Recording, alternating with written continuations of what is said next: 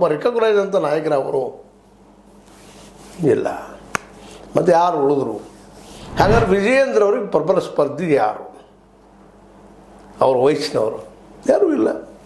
ಅದಕ್ಕೆ ವಯಸ್ಸಿಗೆ ಹೋಯ್ತು, ಯಡಿಯೂರಪ್ಪನವ್ರು ಇದ್ದಾರೆ, ಯಂಗ್ನೆಸ್ ಬಂತು, ವಿಜಯೇಂದ್ರ ಇದ್ದಾರೆ, ಅಪ್ಪ ಮಗ. ಮತ್ತು ಇವತ್ತು ರಾಜಕೀಯದಲ್ಲಿ ಅಪ್ಪ ಮಗನ ಕುಟುಂಬ ರಾಜಕಾರಣ ಎಲ್ಲ ಪಕ್ಷಗಳಲ್ಲೂ ಅದ. ಬಿ ಜೆ ಪಿಯಲ್ಲೂ ಸಾಕಷ್ಟು ಜನ ಇದ್ದಾರೆ ಕುಟುಂಬ ರಾಜಕಾರಣ ಮಾಡುವಂಥವ್ರು.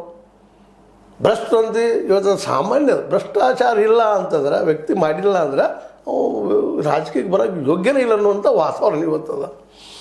ಅಂದಾಗ ಯಾರು ಒಳ್ಳೆಯವರು, ಯಾರು ಸಜ್ಜನರು ಅಂತ ಮತ್ತೆ ಮಳ್ಳೆಯಲ್ಲೂ ಸುತ್ತಾಗಿ ಬಂದಾಗ ಮತ್ತೆ ಯಡಿಯೂರಪ್ಪನ ಮನೆ ಮುಂದೆ ಬಂದಿರ್ತದೆ ಬಿ ಜೆ ಪಿ, ವಿಜಯೇಂದ್ರ ಮುಂದೆ ಬಂದಿರ್ತದೆ. ಹೀಗಾಗಿ ಇವತ್ತಿನ ಒಟ್ಟಾರೆ ಸಿಚುವೇಶನ್ದಲ್ಲ ವಿಜಯೇಂದ್ರ ಅವರು ಹೆಚ್ಚು ಕಡಿಮೆ ಮುಂದಿನ ಅಧ್ಯಕ್ಷರು ಅವರು ಘೋಷಣೆ ಆಗುವಂಥ ಎಲ್ಲ ಸಾಧ್ಯತೆಗಳಿದ್ದಾವೆ. ಮತ್ತು ಇದಕ್ಕಿಂತ ಹೆಚ್ಚಾಗಿ ಸೆಂಟ್ರಲ್ನಲ್ಲಿ ಮೋದಿ ಮತ್ತು ಶಾರ್ ಅವರಿಗೆ ಅವ್ರದ್ದೇ ಆದ ಸಮಸ್ಯೆಗಳು ಬಂದು ನಿಂತಿದ್ದಾವೆ. ಇವತ್ತು ತಾವು 11 ವರ್ಷಗಳವರೆಗೆ ಮಾಡಿದ ತಪ್ಪುಗಳಿಂದಾಗಿ ಇವತ್ತು ಮೋದಿಯವರು ಮಾತನಾಡೋ ಸ್ಥಿತಿಗೆ ಬಂದಿದ್ದಾರೆ. ಒಂದು ಕಾಲಕ್ಕೆ ಮನಮೋಹನ್ ಸಿಂಗ್ರಿಗೆ ಮೌನಿ ಬಾಬಾ ಅಂತ ಟೀಕಾ ಮಾಡ್ತಾಯಿದ್ರು. ಇವತ್ತು ತಾವು ಮೌನಿಯಾಗಿ ಹೋಗಿಬಿಟ್ಟಿದ್ದಾರೆ.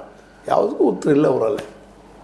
ಯಾಕೆ ಅಗ್ರಿಮೆಂಟ್ ಮಾಡಿಕೊಡ್ರಿ ಅಮೆರಿಕ ಜೋಡಿ ಈ ರೀತಿಯಾಗಿ 18% ನಾವು ಅವ್ರು ಟ್ಯಾಕ್ಸ್ ಕೊಡೋದು, ಅವ್ರ ಮಾಲಿಲ್ಲಿ ಬಂದು ಮಾರೋದಕ್ಕೆ ಏನೂ ಇಲ್ಲ.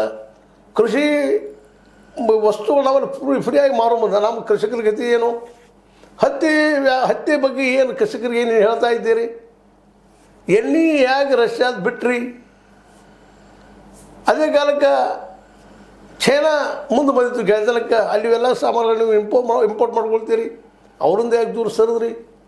ಹೋಗಲಿ ಯುರೋಪಿಯನ್ ಯೂನಿಯನ್